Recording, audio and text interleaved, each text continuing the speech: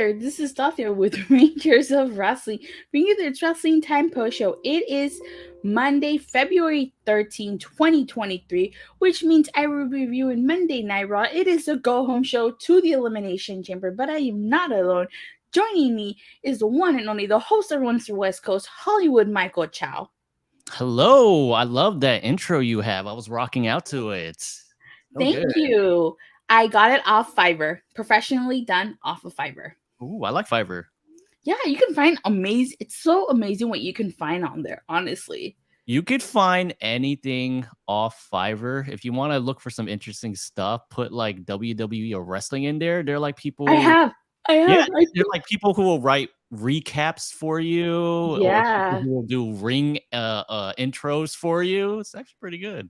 Yeah, I know. Like Mandy Rose is on there. Mandy, if you're on Fiverr, I would love for you to do something. Seems like she has the time now. So, like, honestly, I had gotten an outro done too, but I couldn't use it because I think I got like a copyright, even though it was copyrighted music. Oh, geez. So I couldn't use it. So unfortunately, I paid for both an intro and outro, and it was a package deal. So. Alrighty, Michael, it's good to have you on here. Thank you. Haven't seen you since the Royal Rumble. That's true. Well, I love being on your show. However, the reason why I'm on here is because I lost the bet. Yes. You saw the Royal Rumble prediction show. Even though I'm not trying to make excuses, I think you got the luck of being able to draw first pick on a lot of these predictions. But hey, fair is fair. And I think at the end of the show, we're going to talk about my experience watching Impact. And thank God I didn't have to watch NXT. Well, we'll see. There's a lot of similarities between Impact and NXT, but we'll talk about that later on. Don't say that, Ricky Bobby. There is. For people who watch Impact, there's a lot of similarities. It's been a long time since I watched Impact, but there was a lot of stuff while I was like, how about we just get started with this, okay? Okay, we can get started with it. I'm sorry, guys, for you wanted Monday Night Raw, but I lost the bet. And for those of you who didn't watch the Royal Rumble prediction show, if I had won, Datila would have been forced to watch NXT, which is a show I still, for some reason, watched, which has seriously gone downhill. I don't understand how Vince McMahon is no longer here, and Shawn Michaels and Bruce Pritchard's running the show, and it really hasn't changed. I mean, I don't know when you stop watching, but it's no longer black and gold. It's not Triple H's NXT. This is something totally different. As they say, the more things change, the more they stay the same. And I actually stopped watching when NXT went on aired on the USA Network. What the heck is this? How many people have you tuned? No, don't. Just focus on this. Was that Dave? Okay. Was that Angry Dave Meltzer? No, don't. Okay. So. All right, so let's start off with this Sami Zayn Cody Rhodes promo. Okay. So I honestly really like the promo. I get what they were going for. Mm-hmm. I really like the fact that you got a "This is awesome" chant, even though it's just a promo, Mm-hmm. But the one thing I disliked about this was that I felt like it was more about Sami Zayn than it was about Cody. And I feel like Cody Rhodes is taking kind of like a backseat to Sami Zayn. What do you think? And I apologize. I wasn't, ignoring the conversation. I was just looking at my notes because we are starting at the middle of the show. You're being too nice. I didn't like this at all. I didn't like this at all. Yeah, you and me actually talked about this. I actually texted you, and I said, Datila, Cody Rhodes equals John Cena. Yeah, you did say that. He's getting some John Cena vibes, and I think they know what they're doing. I think they want Cody to be the new John Cena because his speeches now, his promos now, it's so positive, and there's nothing wrong with that, but it's just like it's very John Cena-esque. You know what I mean? Positive guy who's putting over Sami Zayn. You can do it, buddy. This and that. You and me talked during this whole promo, and I said I like the idea of having the challenger for Roman Reigns this Sunday confronting the challenger for Roman Reigns at WrestleMania. You know what I mean? It's the champions in the middle and the two guys surrounding the champion. My goodness, Raw was decent in being there live. Oh, cool. Show was good. Show was Yeah. good. Wait, did Michael say he was there live? Yeah, he was there live.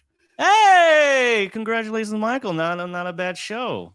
All right. Good job, Michael. But yeah, so like I was saying, I like the idea that they had, but I just felt like they didn't deliver on what I wanted. I mean, I in Sammy's case, he's basically saying, "Hey, I am facing the champion.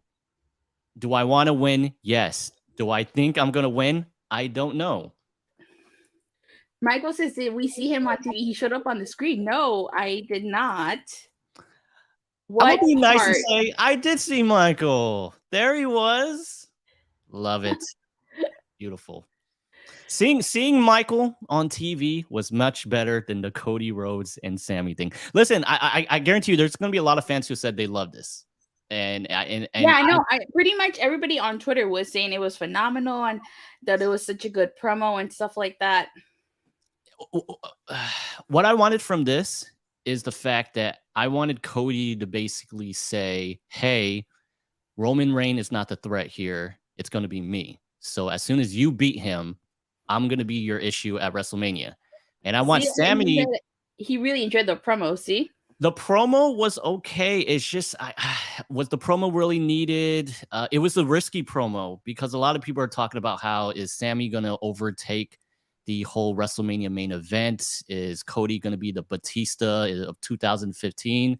And they did a risky move. WWE did a risky move by putting these two people together, where it's like, if you guys are really afraid that the fans surrounding Sami Zayn, who people are saying is the new Daniel Bryan, might overtake the main event of WrestleMania, then putting these two guys together is not good. If you can go back to 2015, right?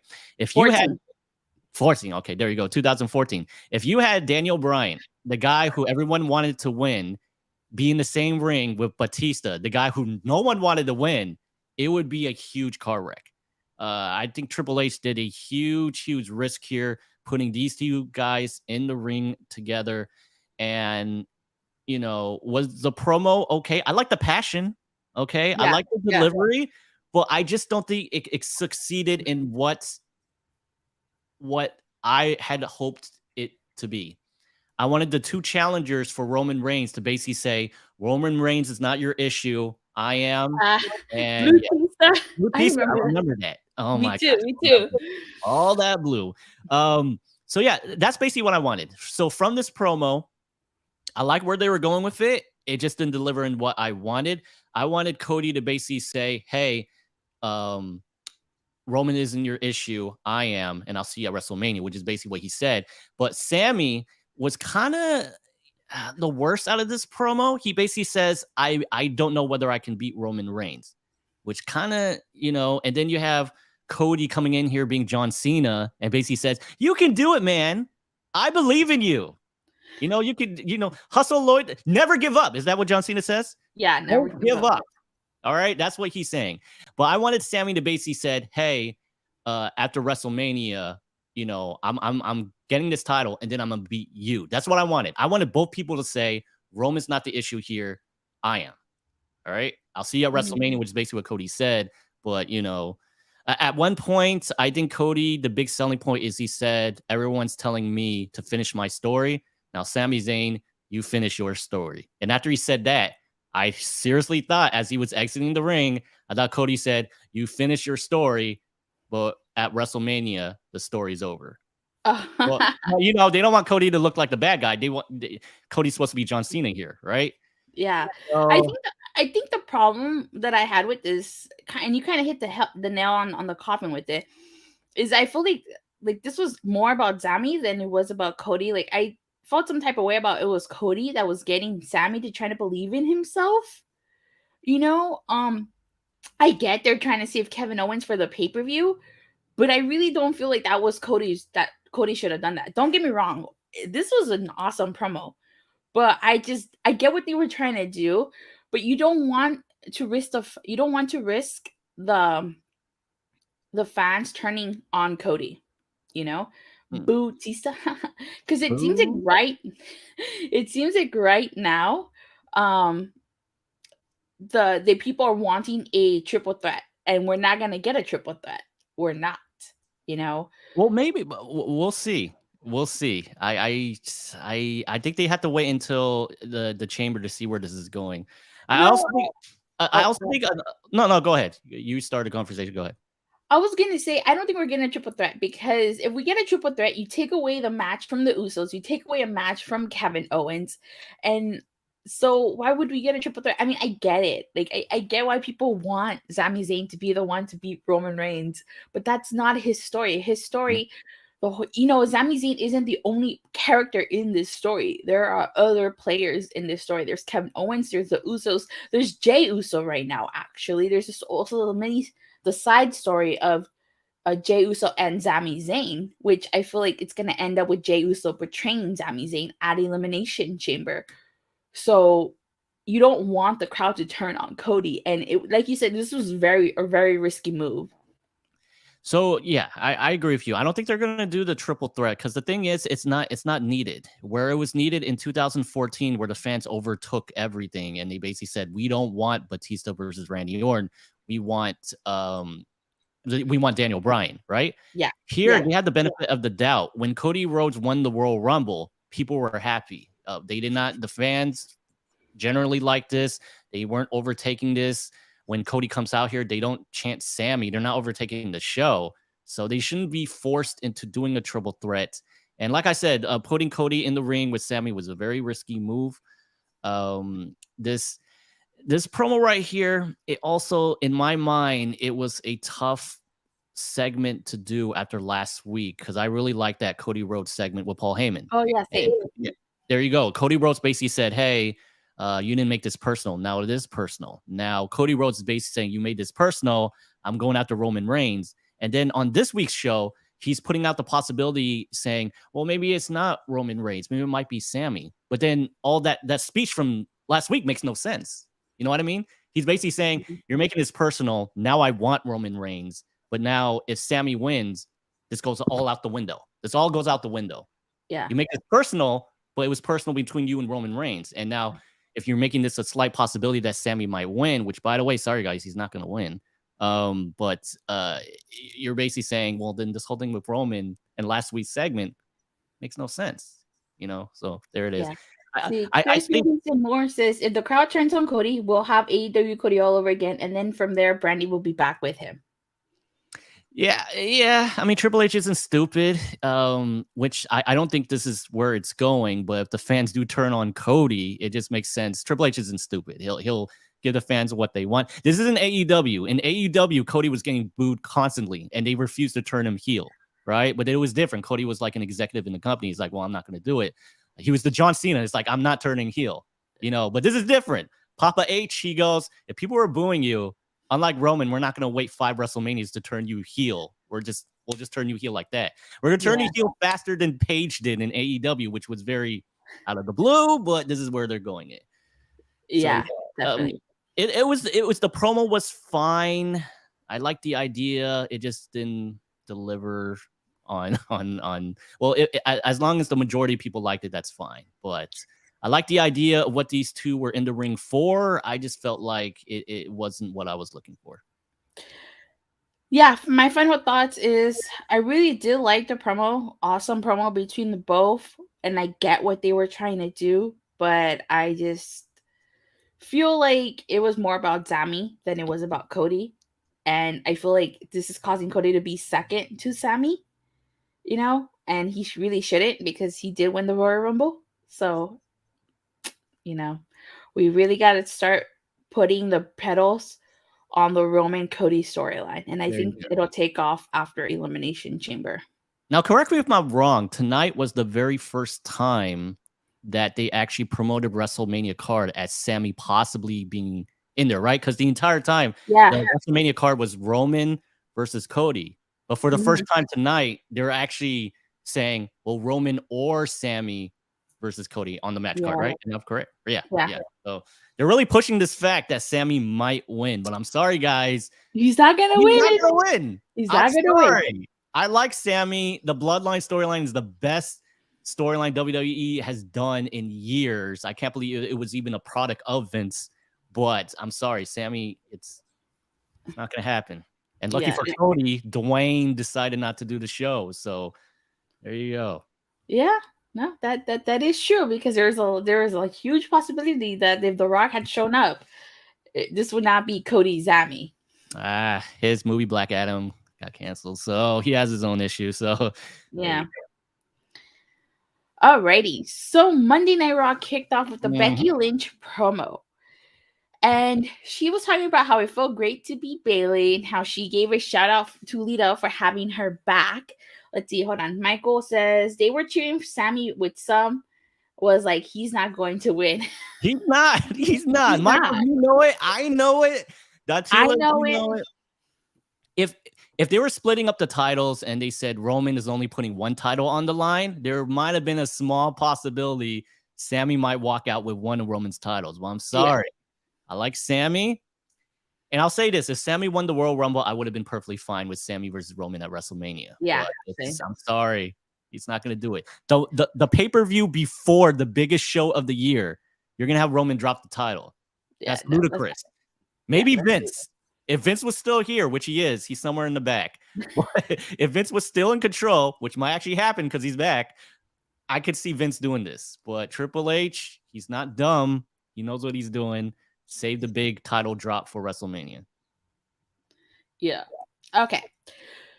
So she's talking about how she has no clear path to WrestleMania and she's been distracted by damage control. And since she loves to fight her way into things, she wanted Adam Pearce to give her the opportunity to fight her way into the chamber.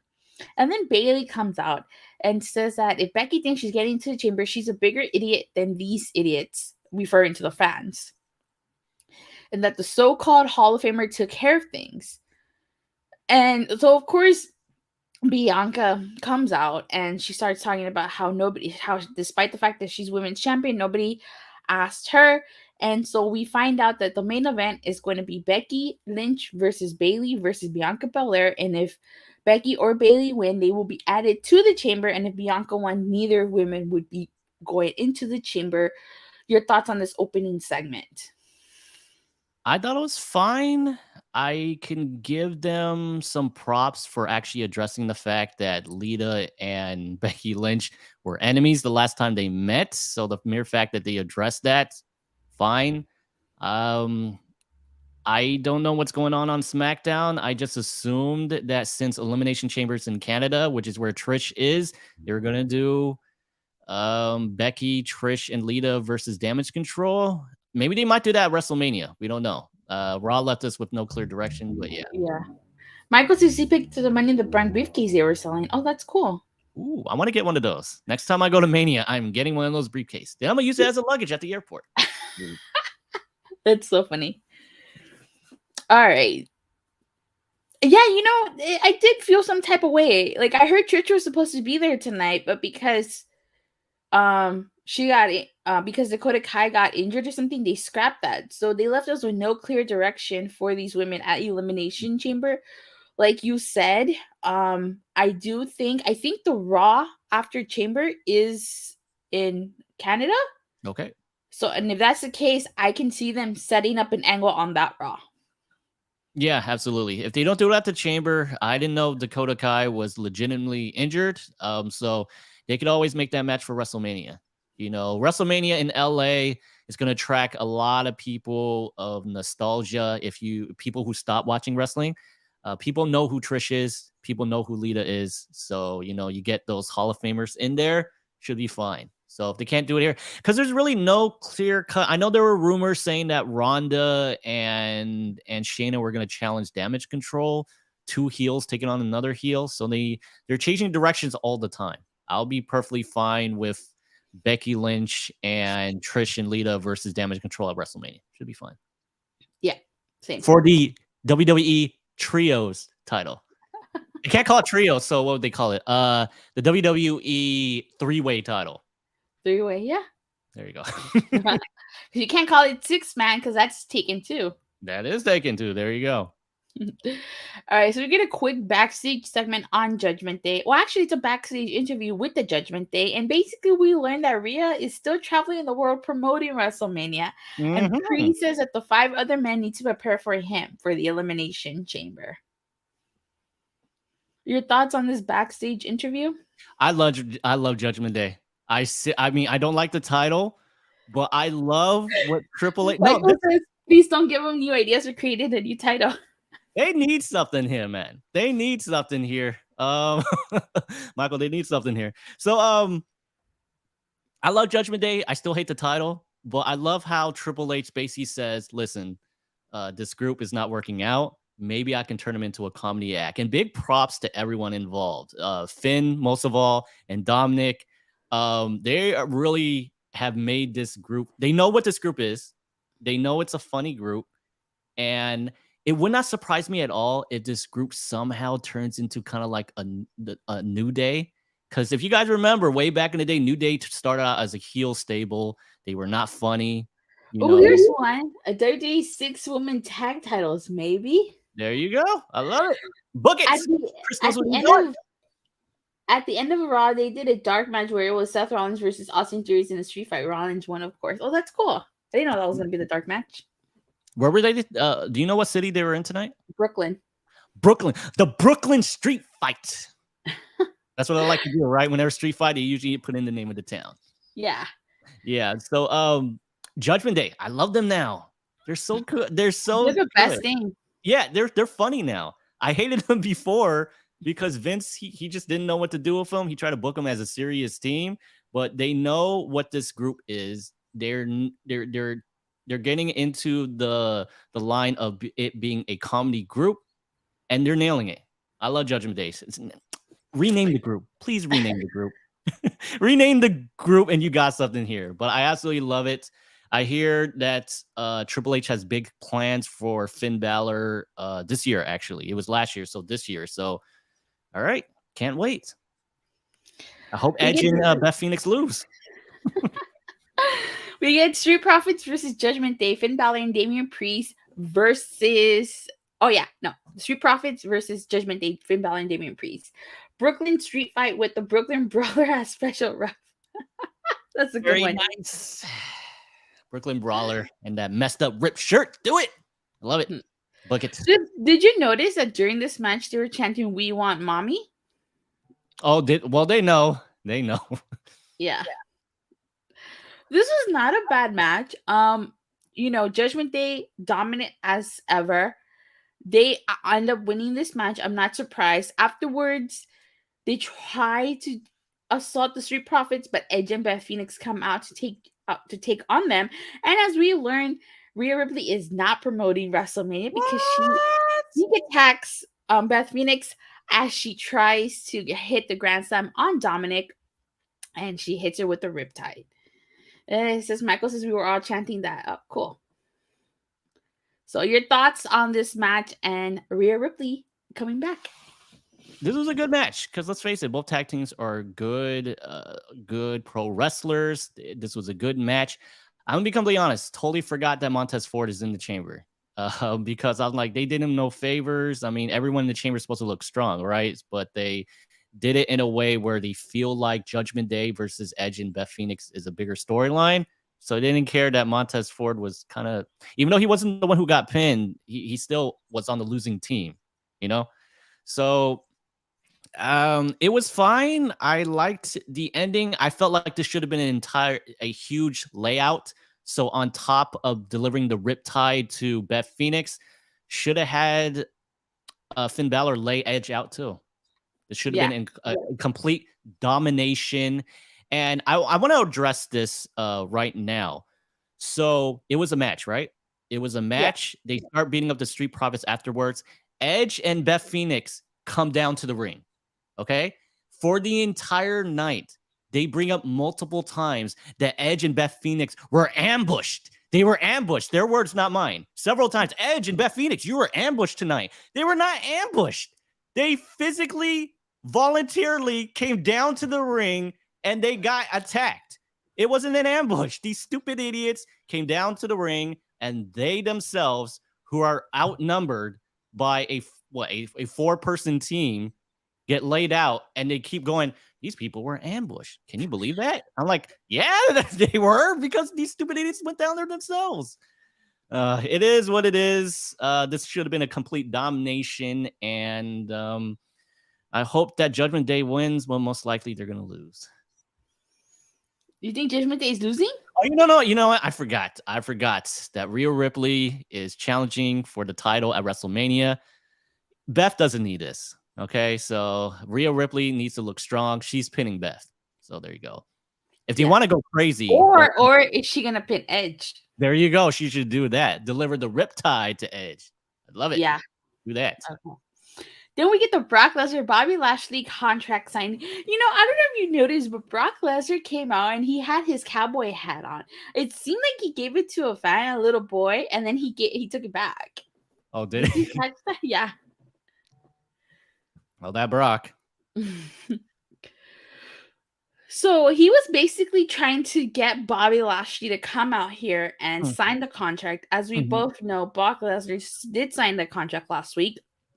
And when Bobby Lashley comes out, he has a whole separate table for himself.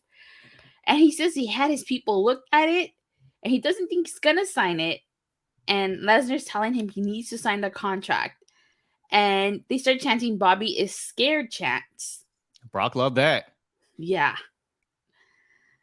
And basically, Lesnar's like, if Lashley doesn't sign, he will come down there and beat his ass. He destroyed poor security. And then he speared Lesnar into the ramp. And then Lashley ended up signing the contract and throwing it onto Brock Lesnar. So your thoughts on this segment? I loved it. I absolutely loved it. I thought I went a little bit too long because I'm thinking like we've seen this before, right? A contract signing, security guards are coming out. It's obviously predictable going to be a brawl, right? And then they're going to get separated, right? They did something different here. I was not expecting this at all. But when Brock Lesnar rushed Bobby Lashley and he gave him a backdrop, I literally said, oh my gosh, did they botch something? Because I'm thinking that Lashley was supposed to backdrop him onto the table, right? So I thought, oh my gosh, he totally missed the table. Huge props to Brock, because that must have hurt. He literally took a backdrop from Bobby Lashley onto the steel stage. And then on top of that, he took a spear. I thought he was going to spear him through the table, but not. So I like this segment because it was different than some of the other contract signings before. Because I don't think I've ever seen someone rush someone and they get backdrop onto the stage. So was not. I don't think I've seen that either. Yeah, so it was something different. I liked it. Big props to Brock for taking those spots. And yeah, so there you go. I think Bobby, I think he's a full-fledged heel now, right? I mean, this is Brock did put it on a fan and then snatched it back. See? Should just let the fan have it. I mean, right? How much those hats cost? Jeez. No, it does seem like Bobby Lashley is a full-blown hero, but I guess we got to wait and see what direction that happens. I mean, is the Hurt Business gonna get like involved? They keep showing them in the background of certain segments. It's like MVP even accompanied the Hurt Business to the ring last week, so it's like we get it. I mean, MVP is with the Hurt Business, but you know, I think that might come into play at the end of this match because they're hinting at it very, very much that maybe Lashley might win with the help of the Hurt Business. So we'll see. Yeah. So we have Michin Mia Yim versus Piper Nevins. And this was, I don't want to call this a squash match. I don't. But this match was designed to make Piper Nevins look strong. And it did. You know, obviously she was victorious here. But I feel like Mia Yim, after her storyline with the OC and Judgment Day, she's just kind of there. She hasn't really done much. But what are your thoughts on this match and on Mia Yim?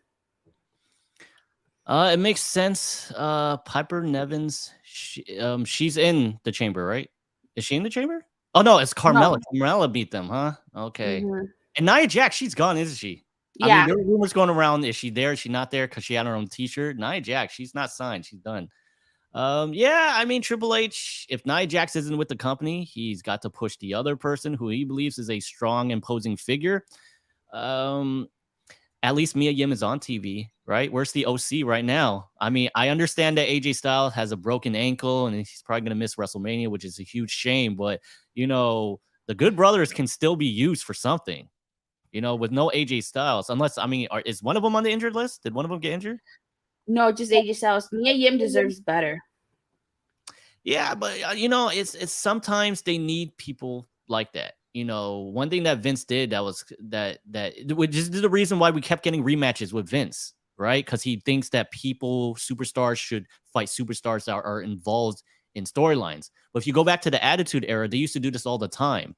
It's people with current storylines would be in random matches with just randos. If The Rock had a storyline, maybe he was in a title match with, say, Triple H, right? On a random episode of Raw or SmackDown, he would maybe be in a random match with, let's just say, Crash Holly for no reason at all. It's just sometimes you need someone who's in a storyline to just get a win over someone. And even though she's losing, and this makes sense with Chelsea Green later on, even though she's losing, she's still getting camera time, So, I mean, Mia Yim, she's getting more camera time than her husband. So there you go. Yeah, she is. Where is Keith Lee? I think they wrote him out.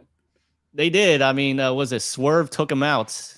Yeah, Swerve Strickland with that cinder block. But where is he now? He's just back in catering with freaking Miro. It's like, Miro, can you believe this? He's not, no, Keith, I can't believe this. He's like, I got Triple H on the phone. Keith, you want to go back with me? He's like, yeah, I'll go back. My wife's there. I might as well, right? Everyone say bye-bye to Keith Lee. Swerve said no, but, Keith Lee, he's out of here. Yeah. We get a Baron Corbin backstage interview, and he was actually talking about how it's been a depressing week for him. But before he even finishes, he gets interrupted by Sami Zayn, who invaded the ring, that's what you and I talked about at the beginning, so we don't need to discuss that again. So then when it goes back to him, he says that he's better off without JBL, and he calls JBL a has-been, and that he's so sick and tired of being disrespected. He says that he starts talking about how he was the last guy to beat Roman Reigns and about how Roman Reigns will destroy Sami Zayn at the Elimination Chamber. And then you can kind of see Cody Rhodes in the back. And he starts talking about how Cody Rhodes was handed the number 30 spot and he doesn't understand what everyone sees in Cody. He calls Dustin and Dusty a joke, and this sets off Cody Rhodes. He starts beating up Baron Corbin. Cody Rhodes calls for a referee, and we get a match, and Cody Rhodes basically beats Baron Corbin in his suit. And I just feel like Baron Corbin's going to be on a downward spiral. Maybe we might get broke Baron Corbin again. And honestly, I just feel like they don't know what to do with Baron Corbin right now. I actually really liked Baron Corbin. But your thoughts on this Baron Corbin segment, him getting interrupted, and then his basically squash match with Cody Rhodes? I think that this was a huge, huge missed opportunity. I had no idea that the last person who beat Roman Reigns was Baron Corbin. Bear in mind, this is based on what he says. I didn't actually go back and see if this is legit. I think he was. So they really could have used this. Can you imagine Baron Corbin going around and saying, hey, I'm the guy. Guess what? Sammy lost that Elimination Chamber, but you know who the last guy who beat Roman Reigns? This guy. That could have been an ongoing storyline for him. If I could be completely honest, I feel like Cody Rhodes versus Baron Corbin would have been a good match for the Elimination Chamber. Just to give Cody a match. And Corbin I like Corbin a lot, just like you do. He is actually good in the ring. He is actually really, really, I don't think he gets enough credit. He's actually really good on the mic. And this guy had no experience before. He's a homegrown NXT star. He was a former football player. He was not on the indies. So he picked everything up really, really good. And I hope he gets a good storyline. I'm glad that he addressed it and he said, hey, you know what? JBL, he's nothing. I don't need JBL. I think he should have at least acknowledged more of his accomplishments. He's a Andre the Giant Battle Royale winner. He's a Money in the Bank winner. He's a United States champion winner. He's a King of the Ring winner. This guy has a lot. And I think Yeah. that's something he should have mentioned. But once again, huge missed opportunity. If it is true, he's the last guy who defeated Roman Reigns. That really could have been a very good ongoing storyline. So yeah, that's my opinion on it. Missed opportunity. He could have took that gimmick and ran with it. That he was the last person to beat Roman Reigns. And I feel like they should have just done a match at the Chamber with Corbin and Cody Rhodes. It would have been a lot funny because Cody attacked him as he was saying something about his dog. He said, "Yeah, your brother's a joke, your father's a joke," and then Cody started hitting him when he mentioned his dog. I think this would have been a great opportunity if he got cut off saying, "Yeah, and the last company he went to sucked. That company named AE," and then start. That would That's have been how we cool. should have cut it off. There you go. Yeah. So Michael says Corbin should be off TV. He should re-debut as a lone wolf, and Corbin is very boring. I like him a lot more than people give. You see, I like that storyline about poor Corbin. That was Me a great too. storyline. He's never It been was. babyface before, as far as I know. That would have been a great storyline to turn Corbin babyface. You know, I mean, he could have been this guy, and then all of a sudden he finds some way to get his money back. I don't know how. And then people go like, "Hey," I think there was an episode of SmackDown where Kevin Owens loaned him money, and he like goes, "Listen, if you're a lot more positive, you know, good things will happen. Like karma, right? If you do good Yeah. things, good things will happen to you, right?" So Michael didn't like the storyline. He said that storyline was just awful. it had I some liked it. potential. I liked it. I liked it. It had some potential, and I kind of just like I think in one pay-per-view they kind of just wrapped it up. I think they were at Money in the Bank in Vegas, and they just said he won money, and that's it. He was back to being heel Corbin and being rich again, which you know it is what it is. But it was an interesting storyline, and yeah, and there are rumors. I mean, Michael's right that he might be going back to his lone wolf gimmick that he had in NXT. So you know, it is what it is. The lone wolf one is kind of close to Triple H's biker gimmick. So yeah, give it to him if you want. Okay. So next we had, I thought, yeah, I'm surprised that we had this match because, this isn't Survivor Series and we had SmackDown versus Raw tonight. Say Yeah. what? Yeah. Yeah, we had SmackDown versus Raw. It was a team of Asuka, Carmella, and Nikki Cross representing Raw versus a team of Natalya, Raquel Rodriguez, and Liv Morgan representing SmackDown. Wait, so Hold on. Chris Movies and More said, I googled it to check, and Baron Corbin being the last to pin Roman is correct during his run as King Corbin, it says. Oh, okay. Man, that King Corbin one was bad. Yeah. I hated that. Why does everyone feel like they need to dress up like Game of Thrones? I don't get that. That was stupid. But yes. So let me ask you, in this match, which rule are we exercising here? Is the wild card rule? Is it the quarterly invitational rule? Or is it was it the WrestleMania Super Show? Remember that? Yeah. Which one are we doing tonight? Oh, let's just say the invitational. Okay. By the way, there's another thing. Why does Sami feel the need that he has to sneak onto the show? He's not fired. He's not suspended. As far as I know, him and the Bloodline have randomly just been on Raw. So why does he feel the need he has to walk through the crowd in a hoodie? Like he's not supposed to be there? Well, okay, so the Bloodline I understand because they're like the Usos are both SmackDown and Raw tag team champions, and then Roman is WWE Universal Champion. So Sure.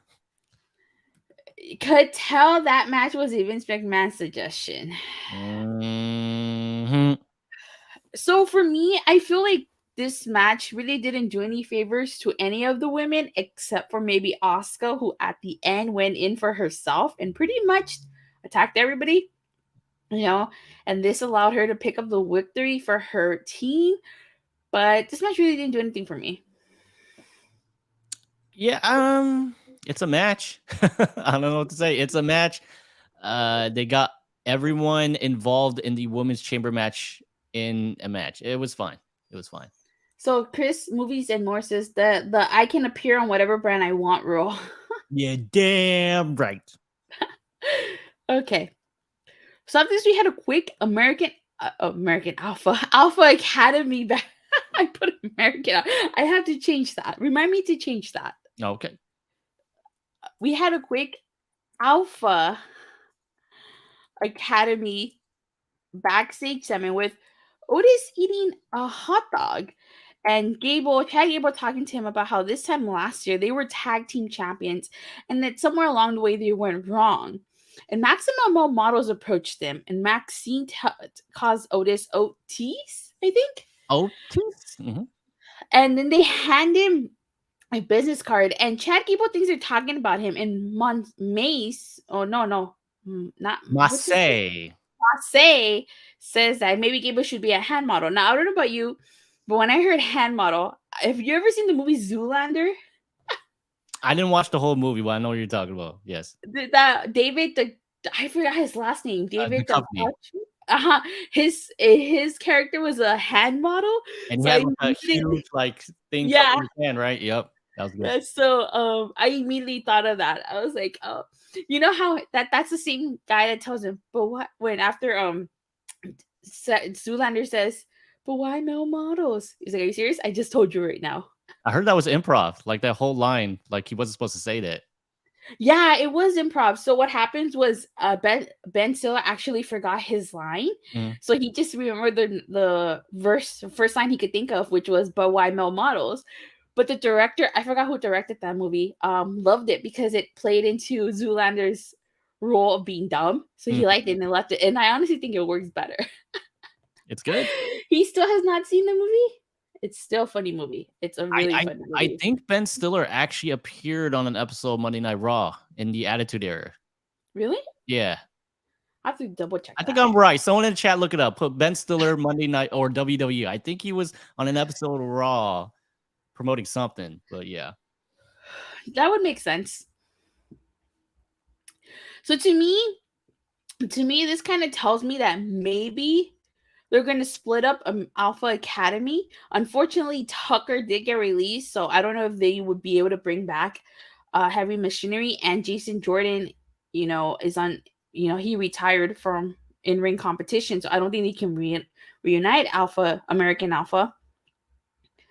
But I kind of got the gist that they were splitting them up based on this. It seems like they're going to try to add Otis on Maximum Male Models, and then Chad Gable's just going to go.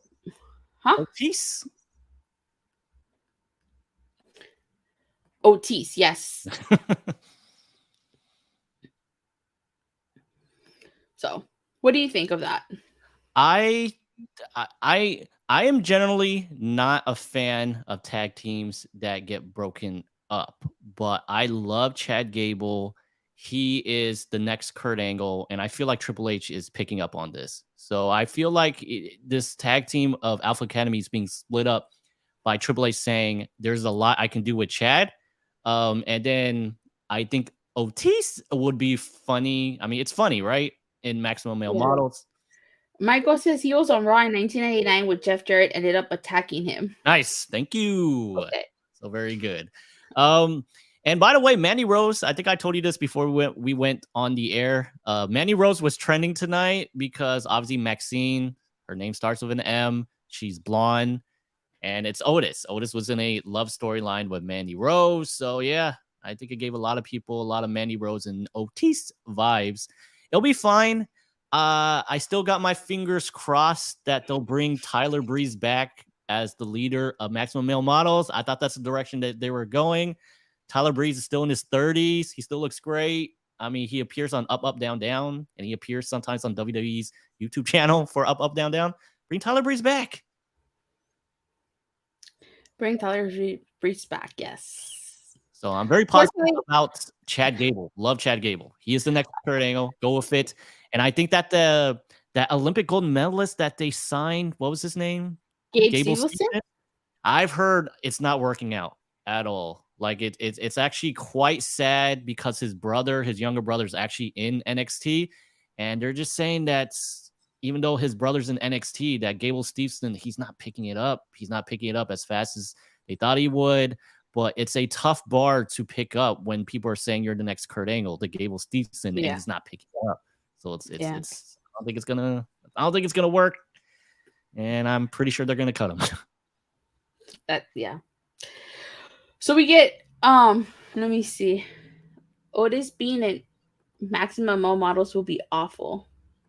It's comedy. Right. Yeah. I mean, I am personally not a big fan of Maximum Male models. I think Maxine Dupree can't act to save her life. She's basically Lana. But we'll see where this goes. Otis, he's a funny guy. I think it'll work. It's so Triple H to have that type of comedy, to look at Otis and be like, well, he's an absolute mess. He's fat, he's large. This is gonna be funny. This large guy is going to be a model. That's Triple H's humor, guys. Yeah. So next we have Mustafa Ali versus Bronson Reed. I don't know what's going on here with Mustafa Ali. It seems like he's still a jobber, despite the fact that there's a change in a regime. It's a different regime and stuff. I mean, this was pretty much designed to make Bronson Reed look good and to look like a monster. This did nothing for Ali. So, your thoughts on this? It's a sad case of Mia Yim, right? They just need someone to go up against Bronson Reed. And I was a little bit confused because Mustafa Ali's kind of coming off as a little bit heelish, right? They showed that Mm-hmm. backstage segment with Ziggler. He's like, "Oh, I can't believe you lost to Bronson Reed. If I had the chance, I could be in the Elimination Chamber, this and that, this and that." And then Kevin Patrick on commentary, he kept booking Ali as though he was the good guy in this situation, which I wasn't getting. I think it is pretty much. I think Ali's on his way out, and they're going to use him. So I don't Yeah. know how much he has left on his contract, but he's losing on the way out, and it is what it is. Yeah. He's a I good feel you. worker, so I mean he can do something. But just like we had talked previously about Mia Yim, sometimes you just need a good worker to lose matches to put other people over. Yeah. No, I do think that too. Okay. So we get Edge and Beth Phoenix backstage interview. Edge saying that he's so tired of this. He's been dealing with this for a whole year. And that Beth Phoenix then chimes in and she says they will remind Judgment Day where they are the grit couple. What do you think of this segment? Hated it. We didn't even need this. I mean, the length you just described the segment was the length of this entire promo. We didn't need this promo at all. I could care less that they're the grit couple. They referenced the fact that they were ambushed again, which they were not. They voluntarily went down to the ring to attack Judgment Day. I don't care. They're going to lose. They should lose. So They just got back from Raw. Oh, nice. Did you have we fun? got another Raw guy in here. Yeah. Excellent. Sweet. Hope you had fun. Tell me Brooklyn doesn't always have one of the best pops, Yamo. No, they did have one of the best pops, honestly. They're good. I love a Brooklyn show. Yeah. Yeah, Michael was there too. Okay. So we had Seth Rollins on Miz TV. Seth Rollins coming out with those Astro Boy boots. I don't know what the hell they were. Pac-Man boots. And I knew something was actually, you pointed it out. You said you knew something was up when The Miz came out dressed in his wrestling attire as opposed to his usual suit and tie. So the people start singing Seth Rollins' theme. And Miz says that if he wanted to hear people sing, he would listen to Taylor Swift. Very good. And Rollins was kind of like, oh, that if you got nothing nice to say, don't say anything at all. And Miz starts questioning why Seth Rollins doesn't talk about Logan Paul in the WWE. And Seth Rollins talks about how actually he points. It's WrestleMania pointing season. So he points to the WrestleMania sign. And he says that all he ever wanted to do was headline WrestleMania, that it matters to everybody in the arena because they love this. So he says that Logan Paul doesn't give a damn about this dream, that he's selfish, he's soulless, and all he cares about is being famous and lining up his pockets. He says that he doesn't say Logan Paul's name in the ring because he doesn't deserve it. And he says that Miz is stupid. And they start chanting Miz is stupid. And he says that he's going to headline WrestleMania. Oh, Miz says that he headlined WrestleMania. And the headlining WrestleMania is something Rollins may or may not do because of Logan Paul. And then Rollins attacks The Miz. Theory attacks Rollins. I actually really like the fact that Seth Rollins did the stomp to The Miz wearing those boots. Then Theory did the 8 count down to Rollins. And your thoughts on this segment? I thought it was fine. I'm not gonna lie, I do love those boots, but I'm not gonna pay $350 for the boots. So Yeah. it was fine. It was Seth kind of hinting at the match that will go down at WrestleMania between him and Logan Paul. I think they're still on the fence on whether or not they want Seth Rollins versus Logan Paul to be for the United States Championship, because I had read somewhere online that Austin Theory is already doing a promotion for an upcoming appearance, and they're advertising it as United States Champion Austin Theory. So they think that might spoil the match for this Saturday. So you never know. So I think it's still up in the air. They can change stuff all the time. But I feel pretty confident that Seth Rollins versus Logan Paul will be for the United States Championship. Me too. WWE, I think that too. They love publicity, and Logan Paul walking around with that United States Championship gives them a huge bunch of publicity. That is true. So it says, Joe Broadway says, I was feeling the fire from Seth's entrance. Oh, wow. That's so cool. I have been to I've been to a couple of WWE shows. Fun fact, I was actually at the Monday Night Raw when Triple H snapped his ACL. Ouch. I know. And I was actually in the nosebleed seats. I was in the last row way at the top. And when Kane came out with his fire entrance, I could feel it all the way back there. It was crazy. Wow. So, yeah. All right. So before we move on to the next match, we had Elias and Rick Boogs talking about how they might do a duet one day. But if you notice in the back, we kind of see the Hurt Business, MVP, Cedric Alexander, Shelton Benjamin talking.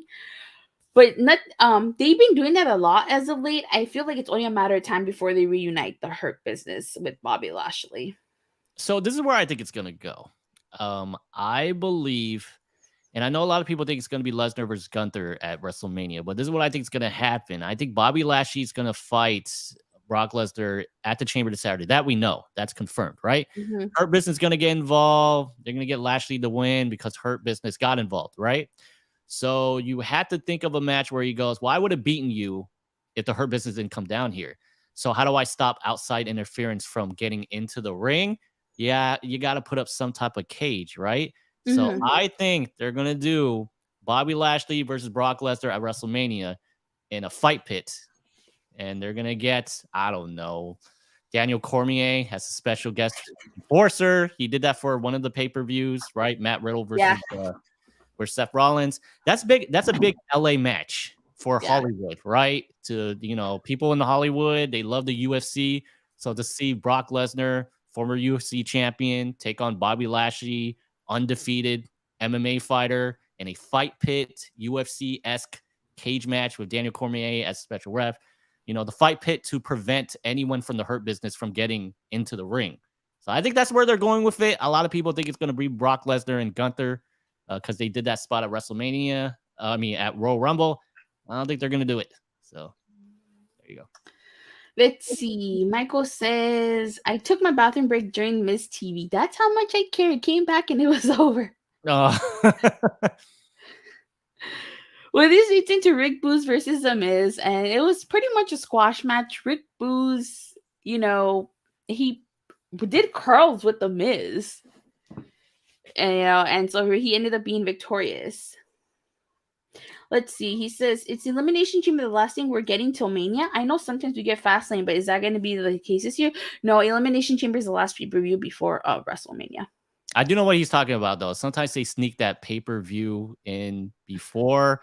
I think there was one time where it was like Royal Rumble, what was it, Elimination Chamber, and I think Fastlane? I think it was randomly in between. I think it was called like what was it called? I think it was called Fastlane Roadblock. Yeah, Roadblock. Yeah, it was weird. But no, I think that's the last pay-per-view, and then I think we're going to WrestleMania. I think that's the reason why the Elimination Chamber is a little bit early this year, right? Because it's on Saturday. It's going to be the 18th. Yeah, and Battle of the Valley is also on Saturday, too. I'm surprised because when I heard, I thought the Elimination Chamber was going to be on Sunday. So when I heard it was on Saturday, I said, oh, Battle of the Valley is probably on Sunday, and they didn't want to compete, right? But no, they're going head to head. They're really trying to suck it to Sasha Banks, aren't they? Yeah. There you go. Okay. So we get a quick Chelsea Green backstage. I mean, I'm actually really liking her carrying character. I'm really I do. digging it. I think she's I doing a like it. really good job. What are your thoughts on her portrayal? She's okay. So she's losing, right? But you don't understand. She's appearing on not only SmackDown, Raw every week. So I like this character. She plays the character quite well because I know she has an acting background. She does like stunt doubles, and she's done a couple of acting roles, so it shows. I'm just waiting for her husband to appear because I know he trademarked Zack Ryder. Would not be surprised. He should be coming back soon. So I like it. When she said, "Hey, I noticed that I'm not in the Elimination Chamber, so put me in tonight's main event," I was actually kind of okay with it. I'm not gonna lie. A lot of people are gonna be like, Chelsea Green, no, that's stupid, right? I would have been perfectly fine with Chelsea Green being in the main event and then her being the one getting pinned. You know, because you got to make everyone else look strong, right? Can't let Bianca get pinned. You can't get Becky pinned. You can't get Bayley pinned, even though she was. Spoiler, guys. But to have Chelsea just randomly put in the match and she's the one who gets pinned, that would have been fun. Yeah. So we get a quick backstage promo with the Judgment Day. How Finn Balor is talking about how Judgment Day always has the upper hand. That they're gonna beat Edge and Beth. That Dom brings up the fact that they were good, but just like his dad, the game passed him by. Damian Priest says he's gonna walk out U.S. champion. Rhea says Charlotte is on a different level, and they're gonna beat the living crap out of the Grit couple. So Judgment Day getting a lot of shine in this episode. Thoughts on that? Yeah, I think it's fine. I mean, I hope they deliver on this match on Saturday, and I have a feeling. I love seeing Braun Baker for a main event. He went up against Tozawa. Oh, really? Oh, was that tonight on Raw? Joe? No, main event. Main event. No, yeah, but you know how sometimes they take main event before. Oh, yeah, I think so. Okay. Hey, sometimes they're. I mean, Braun might be. I heard they like Braun a lot, so you might see Braun headed up to the main roster, and you know what that happens, right? You can't have two people on the main roster named Braun, so it looks like you'll be seeing Strowman moving forward. Yeah. Not Braun Strowman, just Strowman. Okay. So our main event ends up being a triple threat match. It's Bianca Belair versus Becky Lynch versus Bayley. Remember, if Becky Lynch or Bayley win, they get added to the chamber. If Bianca wins, neither woman gets added to the chamber. I thought this was a good match. Of course, Damage Control was at ringside, and then all the women involved in the chamber came out. And Bianca Belair ended up winning this, but I did kind of like the finish. You got Becky Lynch doing the manhandle slam to Bayley, and you had Bianca doing the KOD to Becky, which ends up closing the match. So your thoughts on this main event? I thought it was good. They're all good workers. I do want to point out something that you either noticed it or you didn't. When all of the chamber participants rushed the ring, Raquel Gonzalez made it a point not to hit Dakota Kai. Like, she went up to Dakota Kai and she actually stopped what she was doing. You had to watch NXT to understand why this is happening. But the last time that Dakota Kai and Raquel Gonzalez actually interacted with each other was Dakota Kai turning on Raquel. I've been calling her Gonzalez only because they renamed her Raquel Rodriguez. So I don't know why she would refrain from hitting Dakota Kai unless their direction is maybe Raquel Rodriguez and Dakota Kai teaming up together again. I have no idea. Yeah. So I see Joe says it felt like filler by the end. Nice finish though. Yeah, that's true. It did feel like filler, but it was a nice finish. I think Bianca winning was pretty obvious in that. But overall, what did you think of tonight's Raw? I thought it was good for a go-home show because usually their go-home shows have a reputation, especially under Vince, for being horrible. Like, go-home shows under Vince are usually the worst shows because I think they get lazy and they're like, well, we have a pay-per-view to plan, so we're just not going to care and just throw something together on this last show. Yeah. But I gotta be completely honest. The point of the go home show is to get you hyped for the upcoming pay-per-view. Was I hyped for the pay-per-view? Not really, but it's not one of their worst go home shows. We still That have is true. SmackDown though. We still have SmackDown. SmackDown might get us really, really into watching the Chamber. So yeah. So it was good. I liked it. What would you rate it out of 10? Out of 10, I'll be completely honest. I would give it a 8 out of 10. I 8 like out of it. 10? Yeah, 8 out of 10. I think that's a fair score. There Yeah. wasn't a lot that made me question. There wasn't a lot on the show. I mean, I'm trying to think what was on the show that made me go like, what? This was kind of dumb. The only thing I can think of was probably I wasn't too okay. A lot of people like it, but I just wasn't a fan of the Cody Rhodes and Sami segment. I wasn't. I thought it was a great idea. I just didn't know where it could have been. It wasn't what I wanted from these two being in the ring together. And probably the only other thing that irritated me was the fact they kept on mentioning that Edge and Beth were ambushed, even though they voluntarily went down to the ring. So yeah. Yeah. No, I definitely agree with you. I can see why you give it an 8 out of 10. Yeah, there was some good stuff, some okay stuff on here. Not bad for a go home show, you know? Yeah, So, I totally agree. 8 out of 10.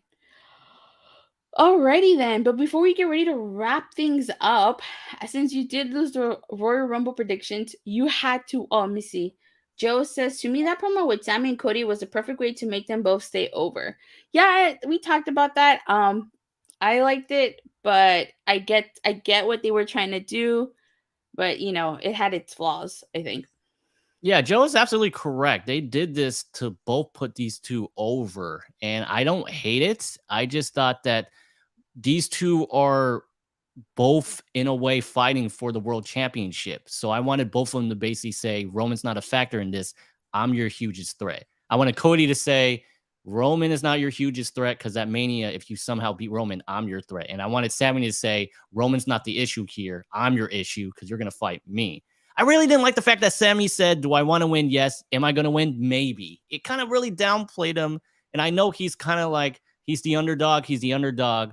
But just more of a reason for Cody Cena to say, you can do it, pal. I believe in you. Yeah. You can do this. Okay, so really quick, before we sign off here, you had to, since you did lose your Royal Rumble predictions, you had to watch Impact Wrestling. Did. So, what did you think of this past Impact? I got to be completely honest. So I don't watch Impact. I tried watching Impact when a lot of the ex-WWE stars were, jumping ship. And then when he went from a 6-sided ring to a 4-sided ring, I tried to watch again. And then I really couldn't get into it. But I'll say right now, did I not like the show Impact that I saw last week? I didn't. No, I didn't not like it. I thought the show was okay. It's what I thought Impact would be. But I got to tell you, there's a lot of similarities between Impact and NXT. There's a lot of colorful characters on there. I mean, PCO, this Frankenstein Canadian guy, there's a lot of that on there. There was, did you watch last week's show? Yes, I did.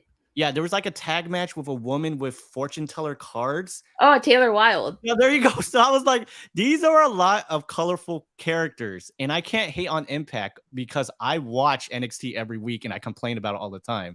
But there is a lot of similarities between NXT and Impact. To a point, if they ever want to do a Forbidden Door, they could totally do Impact versus NXT. Yeah. So. Okay.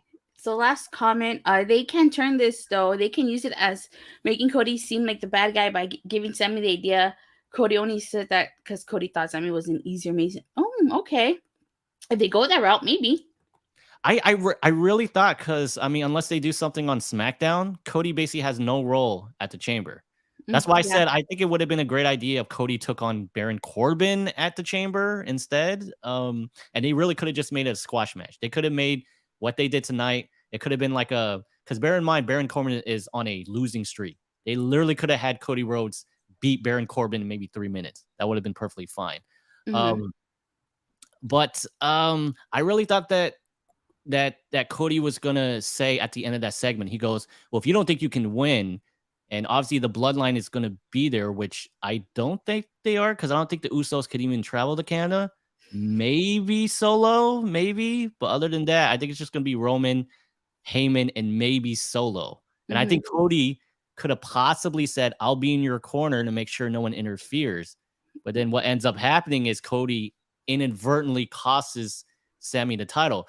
But if they do that, then you get fans writing and basically saying, like, make it a triple threat then, because Cody cost Sami the match. Yeah, I don't exactly. think that's what Let's see. I want to see them go back at it if Corbin gets his Lone Wolf character back. Okay, yeah. Okay. All right, Michael, you got any last minute comments or anything you want to say before you get ready to sign off? No, I just want to say that it took a while, but in the year 2022, Vince McMahon is out, Triple H is in. I can't believe it went down the way it did. And Datila, you and me have talked about how WWE has gone downhill for a very, very long time. Yeah. I can't believe 2022 was the year that Vince McMahon went down in fire the way he did. And the guy who we all wanted to take over the creative side of this company, Triple H, is doing it. And it's everything we wanted. I mean, is NXT bad? Yes. But now NXT is basically Raw and SmackDown. Yeah. So everything has improved. The ratings have improved. The stock has gone up. Fans are slowly coming back. Vince McMahon going down the way he did in shambles is the best thing that could have happened. I don't mean to kick a horse when he's down, but what Vince allegedly is being accused of is really, really bad, and the guy deserves what he deserves. So he may have beaten the U.S. government. He's not beating this. I'm sorry, Vince, you're done. And I can't wait to watch the Dark Side of Wrestling episode with you in it. See ya. Bye, Vince. Sucker. All right.